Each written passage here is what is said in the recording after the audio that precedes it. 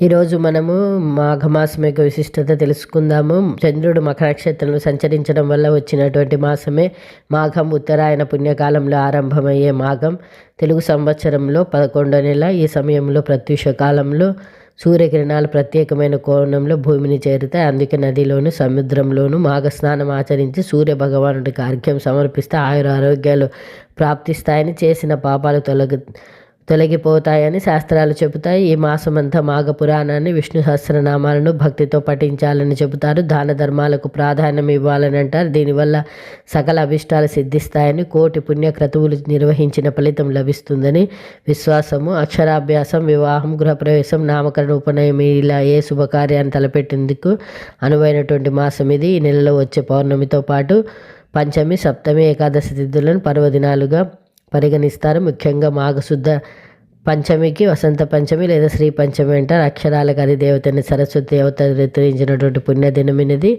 ఈ శుభ సమయాన్ని అక్షరాభ్యాసం చేస్తే పిల్లల చదువులకు ఏ ఆటంకము ఉండదంటారు. అలాగే మాఘమాసంలో వచ్చే శుద్ధ సప్తమిని రథసప్తమిగా పిలుస్తాము. 7 ప్రత్యక్ష 7 గుర్రాల రథాన్ని అధిరోహించి ఉత్తమ దిశగా ప్రయాణిస్తాడు. ఈరోజు తెల్లవారు నిద్ర లేచి 7 జిల్లేడు ఆకులతో సూర్య మంత్రాలు జపిస్తూ స్నానం ఆచరించాలని శాస్త్రాలు చెబుతున్నాయి. ఎరుపు రంగు పూలతో, ఆవు నెయ్యి దీపాలతో కాలసాక్షిని ఆరాధిస్తారు కూడా. స్వామి ఎదురుగున ఆవు పిడకలతో, ఆవు పాలతో పరమాన్నం వండి చిక్కుడు ఆకుపైన నివేదిసి రథసప్తమినాడు సూర్య భగవాన్ని పూజిస్తే శత్రు రుణ రోగ బాధలు తొలగిపోతాయని విశ్వాసము. ఈ రెండింటి తర్వాత భీష్మమిత మహుడు పాండవులకు విష్ణు సహస్రనామాన్ని మహోపదేశం చేసిన మాఘశుద్ధ ఏకాదశి వస్తుంది.